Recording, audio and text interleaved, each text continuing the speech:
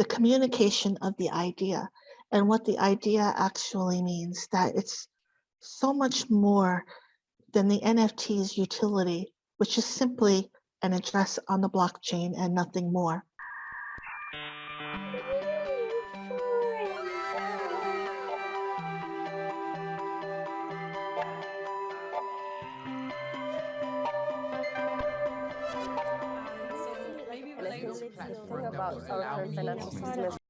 Hey everyone, and welcome to another episode of NewForum. NewForum brings together leaders, creators, new starters, and new perspectives on crypto, the metaverse, NFTs, social 3, and DAOs. And on today's episode, and as always, we have a very special guest with us, Shauna Lee, founder of the Metaverse News Network, providing Metaverse industry insights, news, informative guides, and other forms of up-to-date content and media to help people digest their rapidly developing advancement and implications. Hey, Shauna, we're super, super excited to have you in today's episode. Thank you so much for inviting me. I'm thrilled to be here. Thank you. So how are you doing today? How are you feeling today? I am feeling so excited about the possibilities for the future. And at the same time, I'm feeling a little bit overwhelmed. And what I mean when I say that is I spend every waking moment of my life studying and researching developments in the metaverse and NFT, whether that's AR, AI, XR, MR, digital, gaming, Internet of Things, cyber is coming at us so fast, so much velocity that it's almost impossible to keep abreast of everything that's happening and changing so quickly. And more than just the changes is also the implications. What these new technologies and new developments mean for our lives. So that's the piece that leaves me very optimistic and very hopeful for a decentralized future that's an equitable future across the board. That's a beautiful, beautiful answer to how are you? Because usually somebody would say, I'm fine, and you? And this was really, really amazing. And I think it set like a perfect tone for like everything we want to discuss with you. And so speaking of the metaverse, I'm just wondering, what is your impression about it, and like what's exactly is your focus within the metaverse? Like what's the work that you do in regards to the metaverse? So I think about the metaverse, thank you for that question, by the way. I think about the metaverse in two ways. One is with a small m, which is what we currently have. So we have privatized, walled garden, individualized platforms where we can create an avatar, go in and play, walk around, attend a concert, meet our friends. We might be able to even exchange some financial exchange.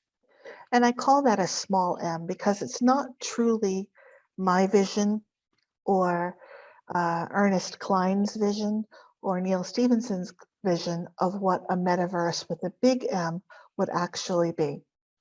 And when we think about metaverse with a big M, what we're really talking about is transitioning from Web 2.0 to Web 3.0 and how we get from where we are to where we're going to be. So the work that I do really centers on this sphere. And as I mentioned earlier, we do a tremendous amount of research and study in terms of trying to identify those technologies and those projects and those people that are moving the metaverse forward with the eye towards a humanitarian approach. So for example, it's very easy today to create an NFT platform and to list NFTs on it and to do that for commercial gain. Mm-hmm. But in my view, that's extremely short-sighted because the power of decentralization, the power of the blockchain, the power of small m metaverses, the power of community really far exceeds that. So we're not interested in commercial endeavors, so to speak, even though there is value in that and it can change people's lives. We're more interested in the endeavors that change how we are as a global people, endeavors that look towards the crises that we currently face, our climate crises, our political crises, our financial crises, our humanitarian crises. These are the things that we hope and trust that Web 3.0, sometimes also referred to as level 2 or L2, can really bring forward us. But we have a long way to go. It's a tremendously long journey, and we're making incredible strides to getting there. But there's still quite a bit of growth to go through. And so that's what we try to focus on. We try to focus on bringing to the community, people who are engaged in this space, the latest and greatest news and updates and improvements so that we're all operating from a somewhat unified approach, that everybody, if we say the word NFT, that we all have a unified understanding of what that kind of is. Does that make sense to you? It really does. And you really touch on a lot of great points of like, I feel like there's so much chaos going on, or velocity right now within this space, but that also brings opportunity to grow, to learn from the things. This is like our first experience with the metaverse, with this space. I love the focus that you set with the work that you do, because you're not focused, like you said, on commercial breaks or commercial success, but you're actually focusing on the technology and what we can actually long-term do with this technology. I really think this is really a refreshing approach to Web3. Well, thank you. I appreciate you saying that. In terms of what this initial surgence of development can mean in terms of medical applications, just for how we treat disease and illness, or educational applications, how we teach our children and what our children's future is going to be, or even I'll go so far as political applications, how we can come to a more common understanding of our political ideologies and our public stance and our somewhat lack of exposure to others. I know today you're reaching me here in the US, I'm in California, and you are very far away from California. And we probably, even though we have a common interest in the metaverse, come from completely different cultural backgrounds. And so we're looking for those bridges that help us to bridge not only culture between people so that we can better understand each other, better get to know one another, better enjoy each other's company and the gift that we both bring, or all three of us bring to this platform. But we're also looking at how in the visual culture and in the visual world, how the visual and the art realm, in terms of media and photography and VR and AR especially, and AI even I'll include, how these visual elements can serve as those bridges, because it's almost like if you can see something and experience it and be part of it and have it demonstrated to you, then all of a sudden the buy-in is much higher. The ability to jump from where we are to where we could be becomes much easier because you already have a frame of reference. And that's why I love so much, even though it's somewhat inaccurate in many regards, I love so much the movie Ready Player One, because Ready Player One demonstrates to us what this metaverse might look and feel like in the future and what we might be able to do with it, as well as some of the challenges that we'll have in terms of competing interest and bad actors in the space as we move towards it. Amazing. To be honest, like we hear a lot of, like you said, the metaverse hasn't, really been realized in a sense, and everyone is kind of speculating what it's gonna be. You know, that we're on our way there, but we're not really there yet. Others say, well, I'm experiencing the metaverse already, and I think that you like, I mean, obviously, like I get it. Like most of the time when we speak with artists, they're mostly talking about like the metaverse and how the innovation it brings, you know, to creativity and, you know, digital fashion and the gaming industry and all of that. But like, you know, you give this other perspective to it. And I really, really like appreciate that, because like you said, you know, there's so much value happening in the internet space at the moment currently. You know, like people will rather spend their time online versus in the real life, right?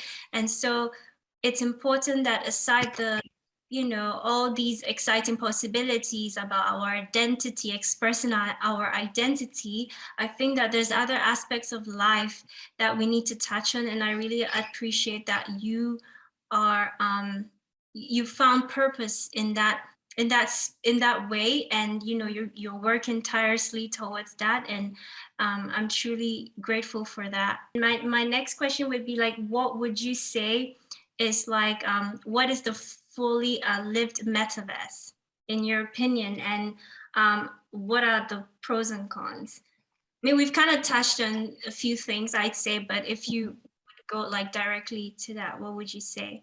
Well, we have many futurists across the globe who have looked at where humanity is going overall. And there's something called the technological singularity is the name of it. And it says that as we move through these technological advances, that our consciousness will become more aligned, that instead of having all of these divisions, we'll become a more unified, loving, goal-oriented society across the board, across countries and locations across the board as a whole, as a human race. And so to me, the full metaverse in its full operational capacity would be a metaverse that lends towards this technological singularity and would be a metaverse that is fully operational. So to me, what that means is I would be able to jump with my avatar from Decentraland over to Sandbox, over to Superworld, over to CryptoVoxels, over to Roblox. I would be able to travel freely, and I would be able to bring with me my crypto wallet, which would have a number of crypto tokens and coins in it.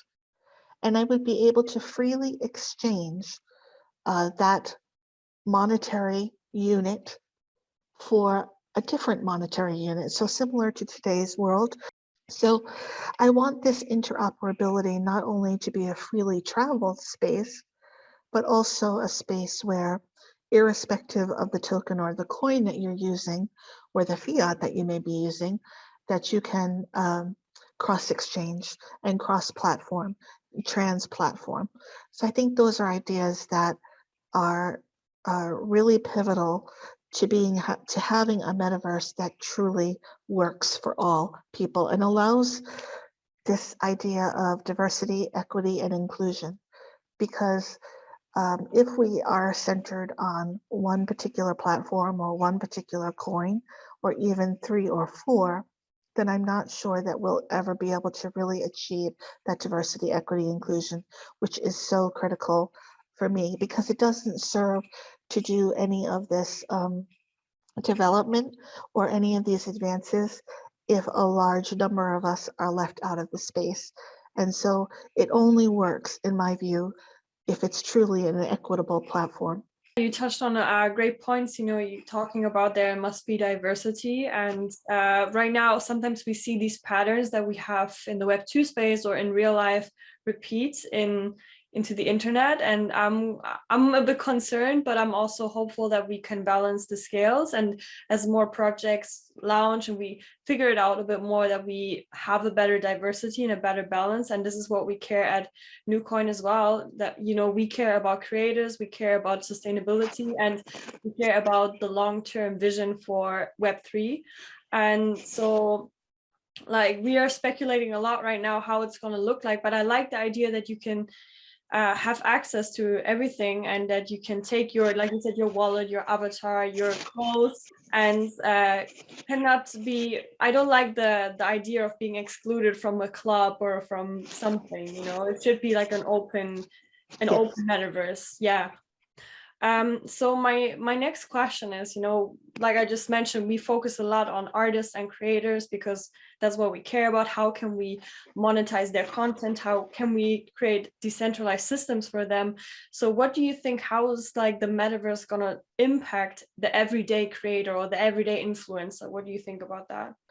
I think when I talk to artists and creators, it's often difficult for them to understand that to operate in this space, one needs to have literacy in several different sectors. So you have to have the technological literacy, first of all, to understand how the blockchain and crypto work, and NFTs are included there as well. You need to have the financial literacy to understand how the tokens and the coins and the crypto space work. Then you need to have the aesthetic literacy, the artistic literacy, to understand why your drawn smiley face is never going to get you the 30 ether that you put it up on the platform for. But your beautifully rendered gaming background, that's a gorgeous environment and has multi layers and has used some of the leading technology in the Unity or the Unreal Engine, you know, may. And so this idea of storyline attached to the artwork. And I find that many artists almost have it backward. They almost think that, okay, I'll generate the art and I'll put it up on the platform and I'll be able to sell it. And then I can participate in this upturn of the existing art market.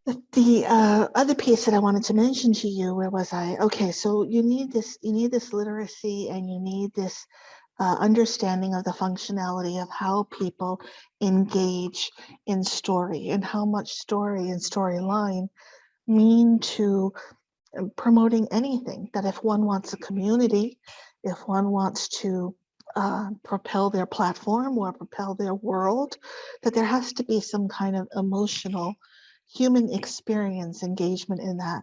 And so I often advise artists that what they really need to do, my advice to them in moving forward at this point in time, would be to concentrate more on the story and the community prior to worrying about putting my artwork on the platform. That I'm interested in an artist who has a clear vision. I call it a full throughput vision. In other words, let's say that my NFT is about beautiful trees. Well, have I taken that concept and have I really thought about it from cradle to grave? And have I thought about it in terms of different generational approaches?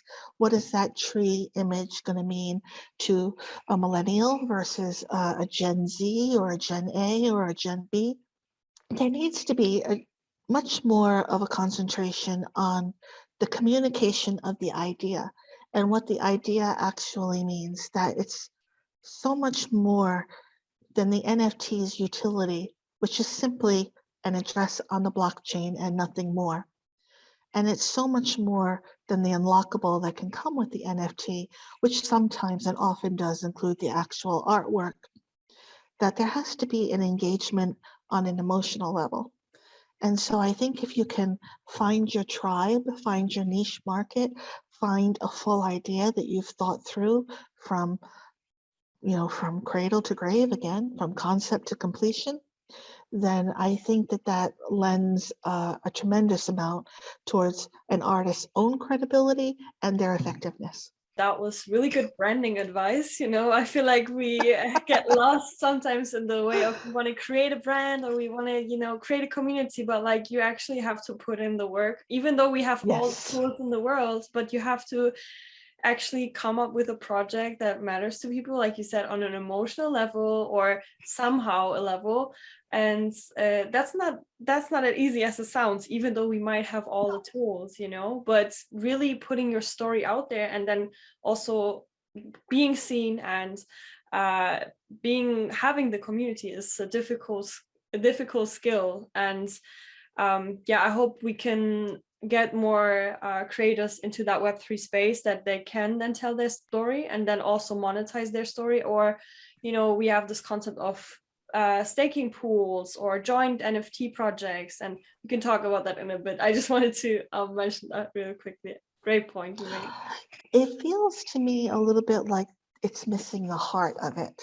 It's rare that I find a project, a platform, a utility, a DAO that really has harnessed and honed in on that heart of the piece. So like humans, we're both mind and heart. And that's what I would like to see us as we move to the metaverse, move to. And in doing so, I would say that your point is very well taken, because it's not really, in my view, a short game. It is a long game. This is a long haul, and it's hopefully for our lifetimes as we continue to, go through our lives. But it's much more of a longer game. So go ahead. I see you. Yes. Like Joyce said, you're touching on such a valuable, on such valuable points, and I think this is going to be one of those amazing episodes for, young artists who are like getting in the space. And as you were talking, I was thinking about one Ghanaian artist that we have in our community. He's part of the NewForum community, and he's Della, and it's almost like you were describing him, because his art has so much purpose, and you can tell that he's not just creating, he's trying to solve problems, and he's already figured out his why, and so everything he does is intentional, and he's starting to move into like the NFT, market and whatnot, but he has a purpose, and I really admire that about him. And no offense to, creators who are like, making something quickly and putting it out there, but I think that, like he said, this is just the beginning, and so we have to think about the impact in the future. So it's really important that as we're making our arts as creators, we need to make sure or think about what we're trying to solve. Like, are we trying to solve something with our work? Are we trying to impact somebody with our work? And just be more mindful about what we're like putting out there. And like you said, mind and heart, and the morals and everything. And so speaking about Web3 and creators, I wanted to know what your perspective on like the pros and cons. When we think of Web3, obviously DAOs, social tokens, NFTs encompasses Web3, and so what would you say are the pros and cons? If you can touch a bit on like DAOs, a little bit on NFTs, a little bit on social tokens, and maybe a bit of like pros and cons. That would be really great. This is an area that I spend a lot of time thinking about, actually, because it almost seems that within the tremendous growth in technology and applications and wonderful projects, there still is a great degree of concern or caution to be used. We're in an environment right now where it's very, very challenging to follow the money, particularly with cryptocurrency. And what was supposed to be an open and transparent system has turned into something that maybe is not. So to me, especially, I don't know if this is true elsewhere in the world, but since I'm in the States, I'll speak to the mentality here in the States. We want to know who is driving it, who's at the core of it, who gets paid at the end of the day, how do they get paid, where does the money go? We want to know all those things.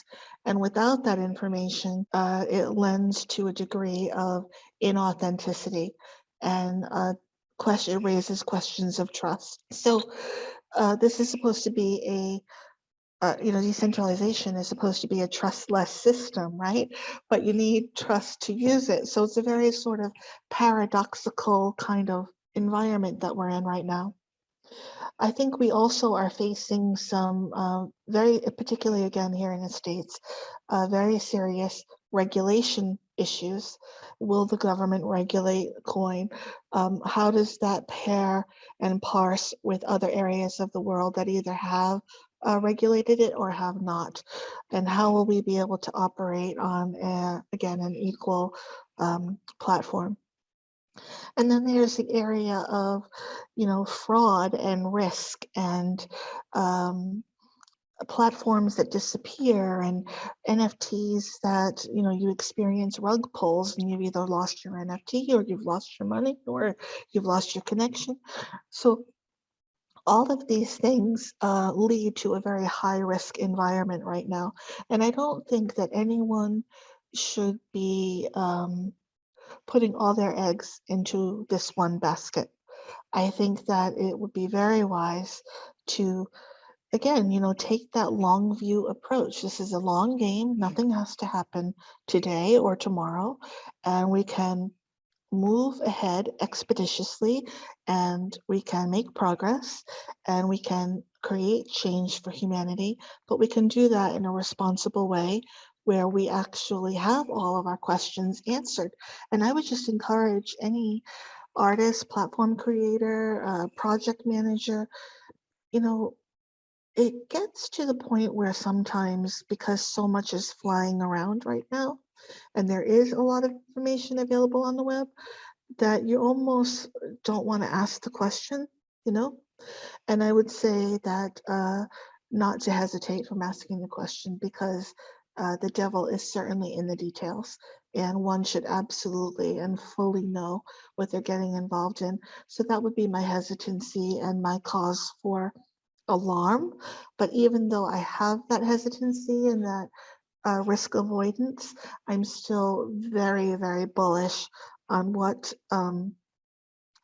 this whole environment can mean for everybody. Yeah, very excited about the potential and the possibilities, the technological aspects.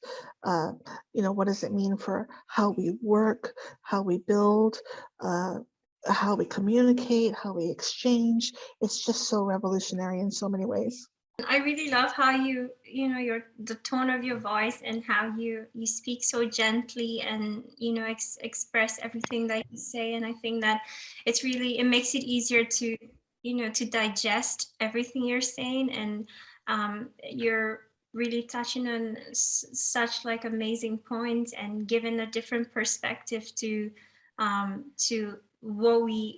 how we generally like perceive Web3. So it's really great to hear different perspectives, and I think that this is really really great. And I'm just really enjoying listening to you and hearing like all the perspectives that you're bringing.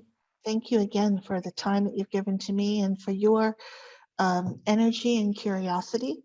I think that that's something that definitely, should be harnessed. And I wish you nothing but success in your future endeavors as well. That's the reason why I love this space. We are talking to different people from all over the world who are such leaders within the space. And that's really like why I love doing this work and why I'm so passionate about being there for creators, for entrepreneurs, for anyone who's leading this Web3 space. And I just wanted to quickly point out the fact what you mentioned about when we came up with blockchain and we came up with like Web3, the term and everything, we thought, oh my god, great, this is like decentralization, ownership for creators and more sustainable ways, like all these amazing things.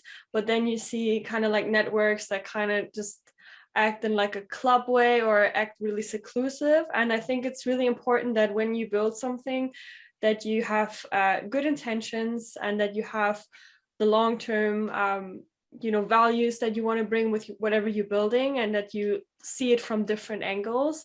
And I think that like we see kind of like the other side of Web3 right now, but I think, like you said, it's a long-term vision and it's a long-term game. And I wanted to ask you quickly a question.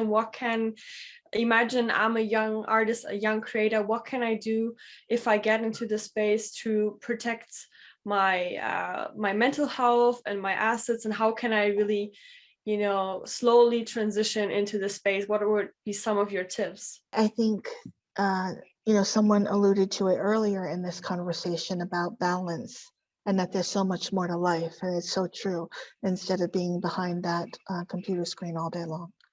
Most of us, we work full time. And then if we have a few extra hours in the evening, we turn to our second hobby or third hobby. And that probably also is on the internet. So we're spending from our waking hour until our sleeping hour. And, Elon Musk, who I greatly admire, says that we actually are operating as cyborgs as we are right now. Right now, today, at this moment, I'm attached via my wire headset here to a mobile device, which is transmitting over the internet and over the airways and probably over satellite to you overseas. And you're watching me on either a laptop or a PC or a mobile device. So to that extent that he talks about this amalgamated, participation in sort of this transhuman, transmachine environment is really of concern.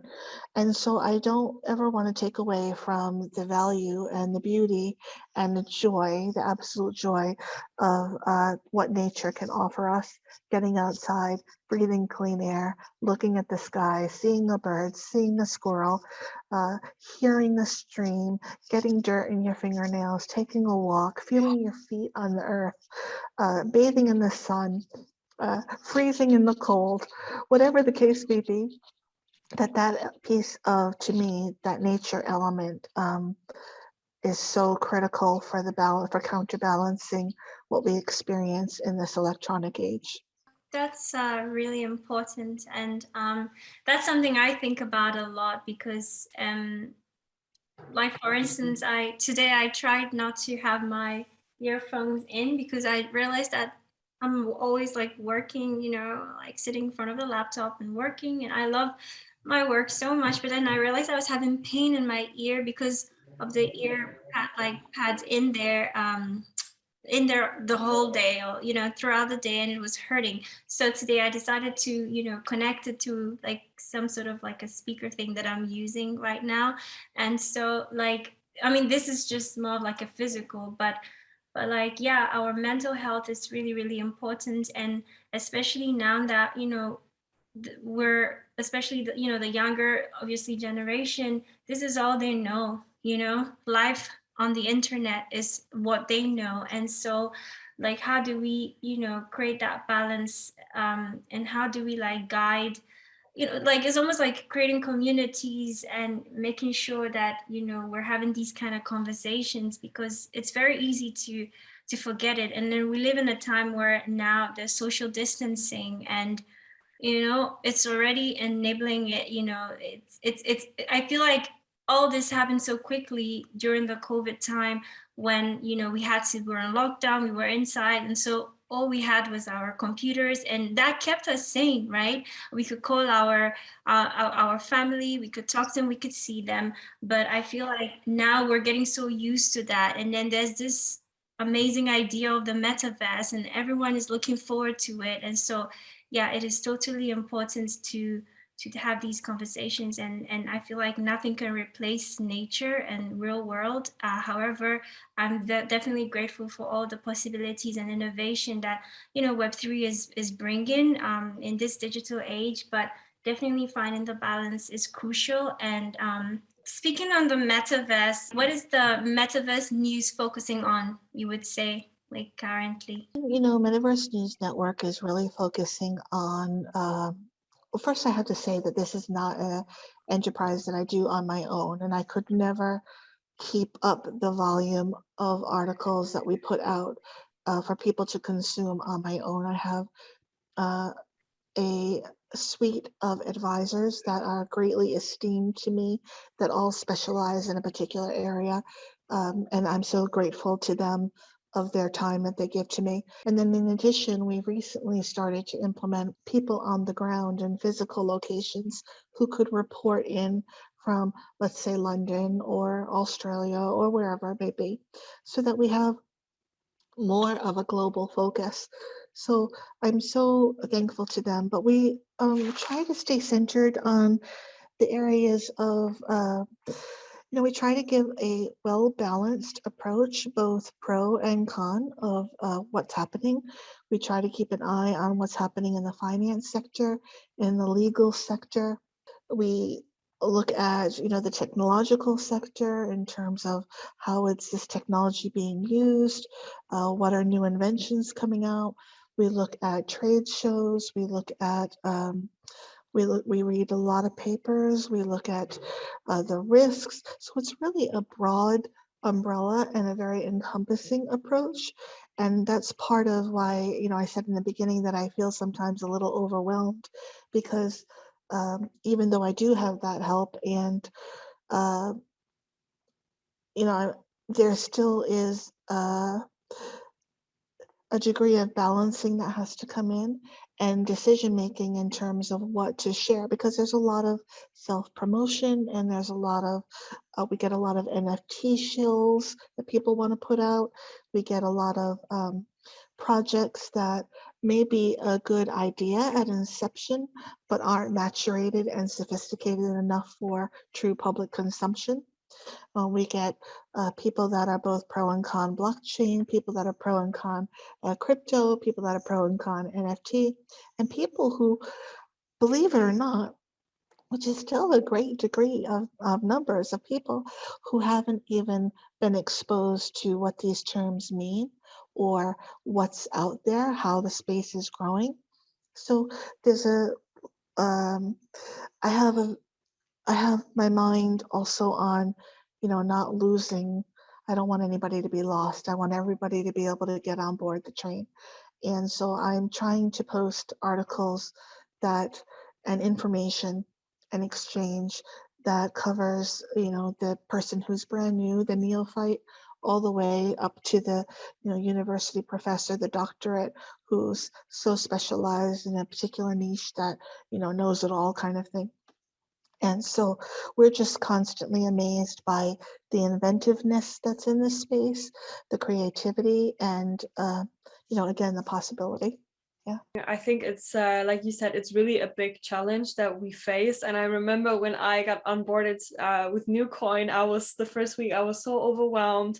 Everybody was throwing these terms at me. I had to watch like 100 videos of a playlist just to understand the basics and really wrap my head around it. And I can imagine for somebody who is publishing that it's really a lot. You have to be on top of everything, and it's so hard. You spend one day off Twitter or off LinkedIn and you missed something, and there's this, like right now, there's this FOMO when you want to, like, you're part of a Discord or part of a project that you really or want to engage in, kind of, and so I think that ties back to finding the balance, and mental health is really important. Yeah. And also really just sticking maybe with the people that that can help you. Yes. With that as well, with your community who can say, hey, like, you don't need to pay too much attention to that, I already scanned through it, or having your network kind of.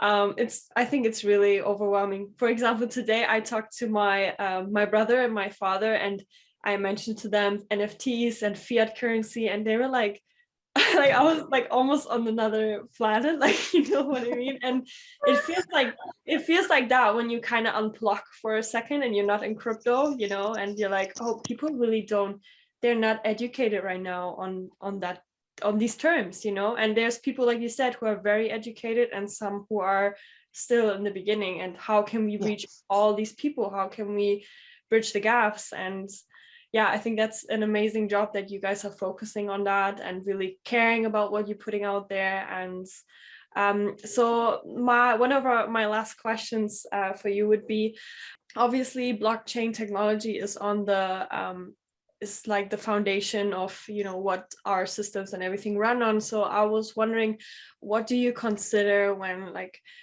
looking at blockchain technology, like maybe choosing blockchain technology? What do you think about, like, what do you consider when looking at projects? So not so much blockchain technology, but when I'm looking at projects, I'll answer that question, and then I do have to go. But before I do, before I answer the question, I just want to again extend my thank you and for your graciousness. This was absolutely lovely. I enjoyed it thoroughly, and for your time. So thank you, and I hope that we can maybe do some more in the future. I would love to do that. So in wrapping up very quickly, in projects, you know, I'm looking for, so I really look for a website, first of all, that has all of the information that I want to see in a cogent manner, that I can use the process of information assimilation, and that it's a very straightforward and easy method to understand what the project is trying to do, that there are links to the location. I want to know where the project is coming from, how I get a hold of people, who the people are that are involved in the project, some of the other projects that maybe they're working on, because it's very rare in a space to find somebody solely dedicated to one thing. So I like to know what their inferences are and what their, you know, how they're being influenced as well. I like to see that the project has some sort of demonstrated proof of work or proof of stake or proof of new technologies that are coming out relative to the blockchain. I certainly want to know how it's built, what the foundational structure is, what the coin is, how long they've been operating. If they're operating in coin or token, you know, what the distribution is. What the sale point is, what the volatility is. I want to see that whether developers are in-house or out of house, what the skills that the developers have. So I'm really looking initially from a 30,000 foot view, an overview view of, is it clear? Does it make sense? Is it organized? Is the design clean? Can I find what I'm looking for? And then as I start to drill down into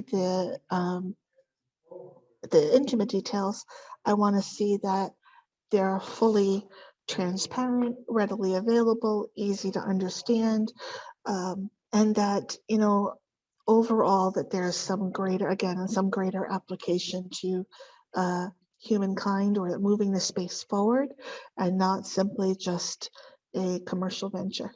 I have no interest in that whatsoever. So to me, that's sort of like a personal perspective, that last piece. But if, you know, I'm brought to a website where it's clear to me that it's about making money and making money now, then I'm done. Well, it's completely over. But if I'm brought to a website that really shows me an investment, I want to see investment back to the community. I want to see how the founders are engaged in the community. If I see that kind of thing, community participation, full and equitable distribution, then I'm much more interested.